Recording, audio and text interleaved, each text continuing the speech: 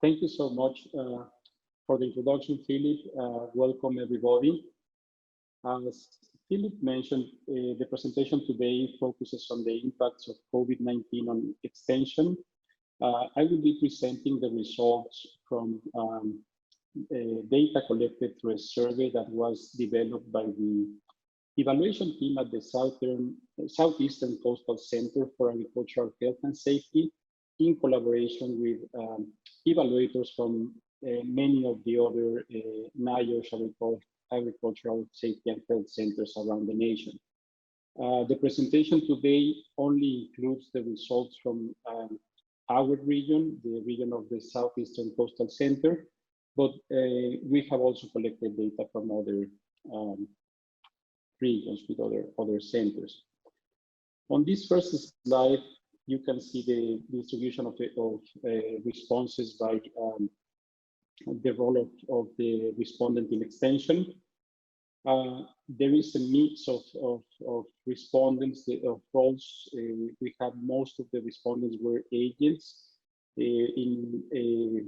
across the different states. You can see Florida. When I present data showing the different states or territories together, Florida will be presented in orange, Georgia in green, South Carolina in blue, and the Virgin Islands in yellow. We have over 800 responses from all these different locations. And another thing to consider as we move through the different slides is that this variation in the composition of respondents role that you are seeing here probably has an influence on many of the differences that will be shown on the slides. And also, under normal situation, data collected 2 months ago will still be completely accurate probably, but in a situation like the one we're experiencing with this pandemic, where things move so fast and at the same time so slow, the data from 2 months ago may represent very different reality than where we are today. Looking at the program focus areas represented by the people participating in the survey, we can see that we have a good mix. Obviously, agriculture represents almost 50% of the respondents, which is not surprising because normally extension in these locations, agriculture is the largest component of the work of extension. There were some differences by state extension system. For example, in South Carolina, they have fewer people working in ag, while the Virgin Islands had more people proportionately than the other states.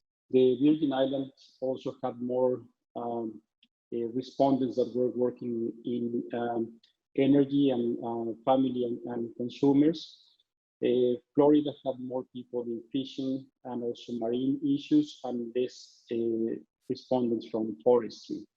And Georgia and the Virgin Islands also had more people working with youth than Florida and South Carolina. And South Carolina also had more people that identify the other category as the area of focus. Most of the probably the formal guidance documents is the most common method how respondents learn about COVID-19, followed by web-based platforms and mass media. This is important because since extension are considered information first respondents when in their communities where they are working, how they are receiving the information and what type of information they are using to inform themselves on COVID and all the issues is really important. The next slide, this slide shows that they prefer the fact sheets and email were the preferred modes of contact to receive information related to well, not just COVID, but in general evidence-based information, followed by websites and webinars, and then other methods. On the following slide, here we can see that when they were asked if they would have all the information required to protect themselves from contracting COVID-19, the probably 90%, close to 90%, or a little over 90% of the respondents said yes, definitely, or probably yes. The majority said probably yes, which is really a very acceptable response given the high level of uncertainty surrounding COVID. And particularly this was 2 months ago, so at that point we knew even less than what we know today, which is still not a lot. Now, because of the role of bringing information, evidence-based information into their communities, and the extension agents being extension professionals being trusted sources of information in their communities, it is also important to see, okay, where are they placing their trust in terms of sources of information? This graph here shows that on the left side, on the left hand, you can see that healthcare service providers is the group that has the highest trust from respondents, followed by extension administrators and really closely by university administrators. When you look at the columns showing the local elected officials, the state elected officials, and federal elected officials, we can see varying levels of trust. Not only, you can see that there are differences in the individual categories. For example, thinking about placing a great deal of trust, a lot of trust, moderate amount of trust, a little trust, or none at all. If you look at the final column on the right, the social media influencers, almost 70% of respondents have no trust at all in that group, and that is something that is good, and we included that just as a control in the survey. So this is reassuring because we know that extension professionals are receiving good information from trusted sources. Now, obviously, this brought a lot of changes into how extension works, how we all work. So when we asked them if they were prepared to face the challenges presented by this pandemic, by this situation, almost 70% of respondents say that they were prepared to address the professional challenges. Either, you can see here that almost 50% at a moderate extent, and 17%, almost 18% at a great extent, reported feeling prepared.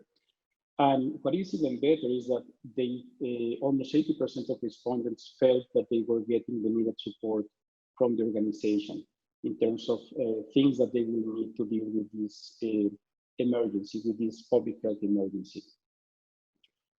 One of the challenges, or one of the changes that the pandemic brought is where we are working from. For example, right now I am delivering this webinar from my home, and I am sure that many of you are also attending this webinar from your homes instead of from your offices. So, not surprisingly, 72% of the respondents were working mainly from home at the time of this survey. However, when we look at the different groups, only 60% of agents and 55% of the support staff were working from home when we collected this survey. Those two groups were more likely to be working at the office than specialists or people in other roles and administrators. This new graph shows the different methods that these extension professionals are using to share information regarding COVID-19 with the different audiences that they serve. On the very right hand, you can see that probably around between 20 and 30% of respondents, depending on the location, they were not sharing any information related to COVID-19.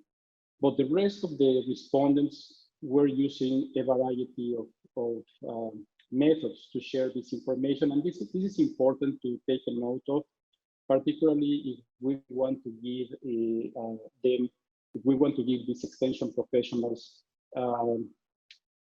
some ready-to-use tools or information that they can share with their audiences.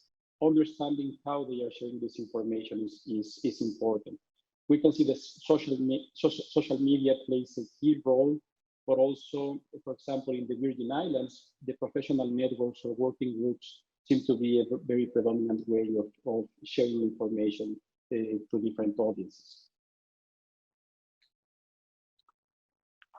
When we ask them about the communities where they live, because these extension professionals are nested in communities that they serve, and they serve as proxies to really understand what is going on in those communities, what is going on with their clientele. So at that time, the two best practices that were most commonly used to fight COVID-19 in the communities of the respondents were social distancing and the face masks, using face masks. There were we provided them with a list of best practices, and these were the choices that were selected. Now, we also asked them, what are the supplies or equipment that are in short supply in your communities? And face masks, which is one thing that we now have probably a good number of them available, and maybe even with different teams, because we know that we need to use them at different occasions, and probably we will be using them for a long time. Face masks that, when we collected the data, were in short supply in the communities of many of the respondents. Almost 50% of them reported that. Followed by gloves and places to wash or sanitize hands. There were over 20% of respondents that said that there was nothing in short supply in their communities. Their communities had everything that they needed, and there were other things that were reported as in short supply. To learn more about their communities, we provided them with different statements to identify their level of agreement or disagreement with those statements. If you see on the very right hand of the slide, most of the participants agreed to some extent that there have been cases of COVID-19 in their communities, and almost 70% of them strongly agreed with this. They also, a large proportion of respondents also agreed that their community government officials have taken good measures to prevent the spread of COVID-19, and also that the community was providing appropriate information related to COVID-19. When we go to the point of if their communities had enough resources to limit the spread, then we can see that more people or less people agreed with that. More people probably neither agree or disagree, or strongly or disagree to some extent with that statement. And something that is scary is that we have a lot of people responding, saying that people in their communities do not believe that they are at risk for COVID-19, even though we can see that there have been cases of COVID-19. And also something interesting was the differences in terms of thinking if the community was ready to begin the reopening process. For example, the majority of respondents from South Carolina said that they disagreed in either somewhat or strongly that their communities were ready to open, while on the other hand, most of the respondents from Georgia agreed or somewhat agreed or strongly agreed that their communities were ready to open. So we found a lot of differences in terms of what is going on or the perceptions on the communities. Also thinking about the communities, we asked these extension professionals if their clientele had exhibited stress or emotional symptoms during the COVID-19 pandemic. And as we can see here, all across the different locations, we found really high numbers of respondents saying that their clientele had exhibited these type of symptoms. I think when we get the average, this is something close to 86% across, that they have clientele exhibiting stress or emotional symptoms to a certain extent. It can be a slight, moderate, or great extent. So this is important because obviously the psychological issues or mental health issues associated with the pandemic are important. And then we asked this extension professionals if their counties have available programs to support the community in terms of stress assistance. 37 of them said yes. 37% of them said yes, there are programs in my county to support this. However, more than 50% of the respondents don't know. They didn't know if there are these type of programs available in their communities. And that is a concern because we really need to know what is available in the communities, what type of resources, what are the assets that are available in the communities in order to really think how can we better serve them and what is the information that we need to provide and what are the other things that we need to be taking into consideration. Now, since these extension professionals are members of the communities, we also ask them about their own, how were they dealing with all these changes? And 90% of the respondents had problems balancing personal and professional needs, and 77% of them also had problems with this working remotely and balancing the family needs. These percentages represent all those that agree to any type of extent to these statements. When we look more closely into those that have reported difficulties in balancing working remotely and family needs, when we add the condition of having children in their households, not surprisingly, we can see that those with children in the household of any age, that is the column that is shown in the middle, have more difficulty than those with no children in the household. And when we control and we look only for those households that have children under 5 years of age, then we can see that the level of stress, particularly a great extent, those that reported a great extent of difficulty balancing this working remote and family, that increases significantly. On this new figure, we also asked the respondents if during the 2 weeks before, it is not before the 2 weeks before we collected the data, how often they have either felt nervous, anxious, or on edge, or how often they have been unable to stop or control worrying. And here again, we can see that most of the respondents had experienced those feelings of nervousness, anxiety, or feeling on edge over the last 2 weeks. And even though 45% of the participants never experienced the inability to stop or control their worrying over the last 2 weeks, we have 55% of respondents that have experienced this. And even though 1.5% is a small percentage, if you have one person that is always unable to stop or control worrying, that is a big concern, and that is something that we need to do something about. When we ask them also about, okay, you are feeling stressed, what are the sources of stress? What are the things that are making you stressed? What are the main contributors, the main stressors? Looking at this chart, you can see that receiving medical care is probably the one where we find the most people reporting feeling stressed to a certain extent by that. But when you look at the first column that is arranging childcare while schools remain closed, even though we have fewer people there responding, that is a main source of stress, we have almost 18% of the respondents feeling extremely stressed by this. So this is a huge stressor for the respondents in our study.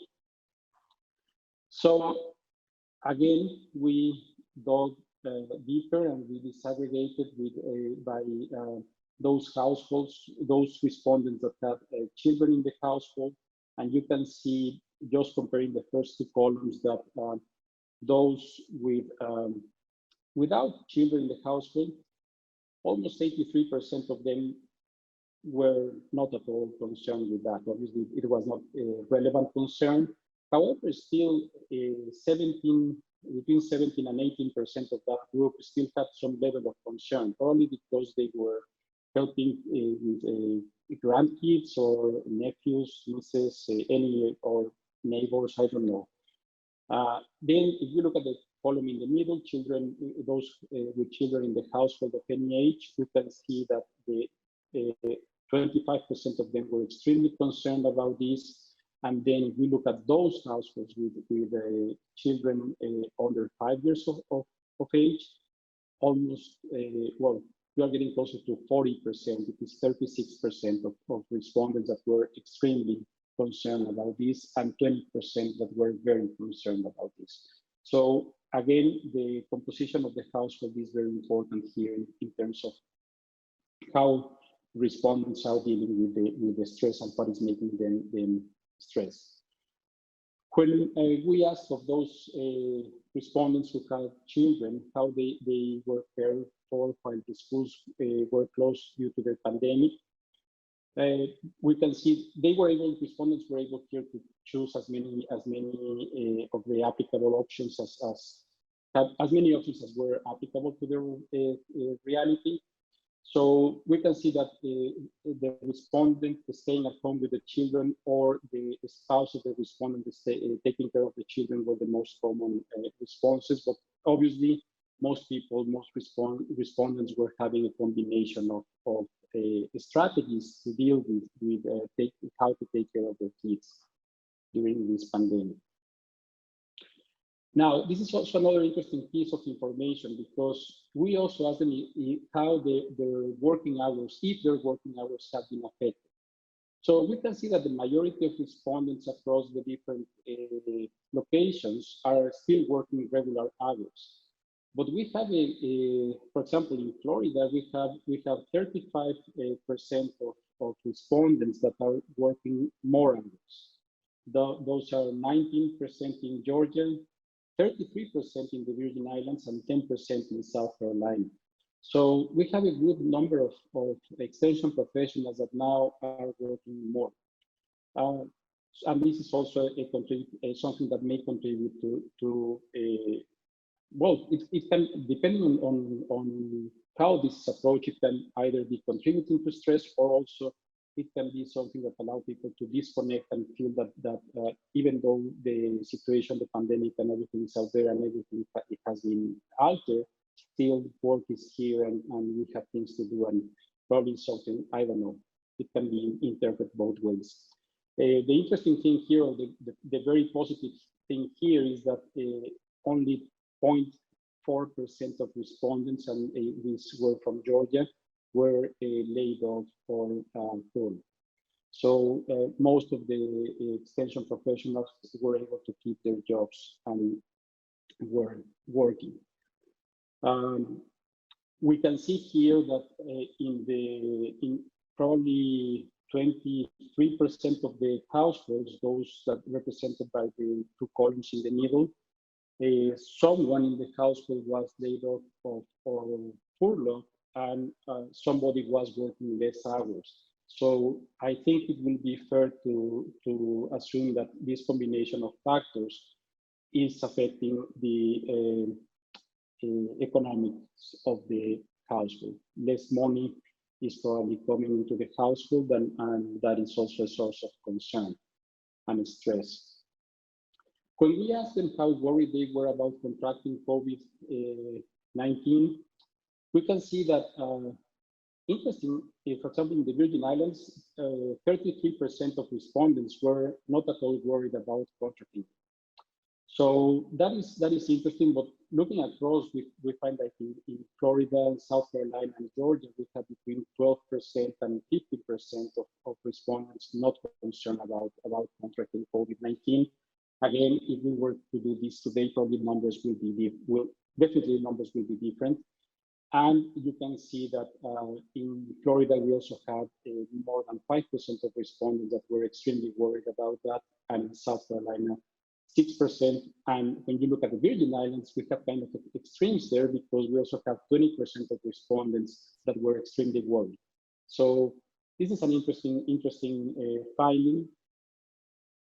When we asked them if somebody in their household was in a situation, in a working situation, that may bring that person into contact with a person who may be COVID-19 positive, we find that in a large proportion of cases, the respondents have somebody in their household that, because of the work that they do, may be in contact with somebody that is COVID-19 positive and then at a higher risk.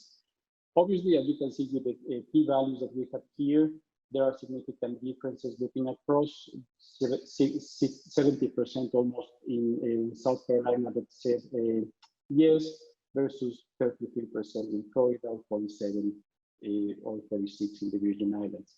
So there's some variation, but still it's another source of risk and stress. These are some of the practices that are recommended to fight COVID-19, and we asked these extension professionals how often they were practicing these different recommended practices or best practices. Not surprisingly, the avoiding touching the eyes, nose, and mouth, and was reported low proportion of people doing it every time or most of the time. Similarly, cleaning or disinfecting frequently touched surfaces also has low numbers. And at that point, if you look at the wearing face coverings in public settings, also we have some people there. We have almost 9% of respondents that never were following that practices. We didn't find significant differences on most of these practices, except for wearing face masks. In Florida and the Virgin Islands, we had respondents that were more likely to say that they wear them every time. And in Georgia and South Carolina, we had respondents saying that they were less likely to wear them. Now, when we asked them if they knew the proper steps to take if they think they have been exposed to COVID-19, nearly 86% of respondents say that they knew. Either they strongly agreed or somewhat agreed to this statement. And also, well, 93% of the respondents have a healthcare provider that they can contact if they become ill. And they also live, most of the respondents live in a relatively close distance from the healthcare facility where they can get the required medical treatment for COVID-19 symptoms. This is a very interesting slide because we asked them, okay, if a vaccine were available, would you use it? We honestly were expecting to see more people saying, yes, we would use the vaccine, but we found a large number of people saying maybe, and also a really significant number of people saying, no, I will not use a vaccine. This is something that we can speculate a lot about the reasons, but I think we probably need to go. We still have a lot of work to do in terms of digging the qualitative data. We also selected some qualitative responses from participants. That may shed some light on this, I am not sure, but this is something that probably we should be exploring more. Now I can say that the support staff were much more likely to say that they will know use a vaccine, and state specialists were least likely to say no. And Also, state specialists were the group that most likely to say yes, they will use the vaccine, with almost 74% of state specialists saying that they will use the vaccine. Now, just for you to get an idea of who responded to this survey, this is the sex distribution. In the Virgin Islands, we have a perfect distribution between males and females. Florida has 52 females, 47, 40, close to 48 males. And then Georgia and South Carolina are basically the same district. They have the same distribution with 69% females and 31% females, males, sorry. Here again, when we look at the age range of the respondents, we can see that probably South Carolina is the one that has the largest number of respondents within the younger age group, that is 18 to 34 years old. And Florida and the Virgin Islands have some close distribution in terms of age. Very few Hispanics or Latinos were represented in the responses. None in South Carolina, very few in Georgia, but in Florida we have 10% and the Virgin Islands 8.3%. Almost 90% of respondents were self-described as white, with with Asian following with almost 6%, Black or African American 4%, and then we have other. Now, looking at the educational level, since these are extension professionals, we were really dealing with a group of highly educated individuals. Their households, most of the respondents live in households that have between 2 and 4 members. Very few of the respondents, like 11%, are also the primary caregivers for an elderly family member. This is also important, and I think as we look closer into the data set, this is also probably some of these may be some of those individuals that are more concerned about getting exposed to COVID or contracting COVID. We can see here a distribution of the annual household income from all sources in 2019 for the different respondents. As you can see, we have a mix of incomes distribution across the different locations. Most of the respondents were married, followed by those that have never married, and then have been married but have divorced. And this last slide is just to show that across the different locations, people really took their time to provide the responses. Many of the respondents not just provided long responses to the open-ended questions, but they also followed up with emails, sharing additional information. And we can see that the overall median time across locations was 19 minutes. And looking at the 25th percentile, it was 12 minutes, and at the 75th percentile, 31 minutes. That is what people invested, the time that people invested in responding this. And finally, as I mentioned at the beginning, this is something that was led by the evaluation team at our center. These are the members of our team. I also want to give a special thanks to Dr. Glenn Israel, because he has done an amazing job cleaning all this data and creating all these slides so we can communicate, because having data without communicating this and taking actions based on those data is something that is useless. And we in the evaluation program, we want to support the decision making with evidence, and that this is our job to bring good evidence to support that process. So now I will ask Philip, before we address questions and everything, I will ask Philip just to take it over and share the information that he has to share. Thank you. Sure thing. And thank you so much, Dr. Galindo, for presenting that research. Definitely a lot of really interesting takeaways. I'm going to go ahead and bring back my screen really quick. So Dr. Galindo and I, we had talked several weeks ago about, during this webinar time, sharing some of the educational and informational pieces that we have available on the Southeastern Coastal Center website. And so that's what we're going to do. Now, I'll also say that last week we offered a webinar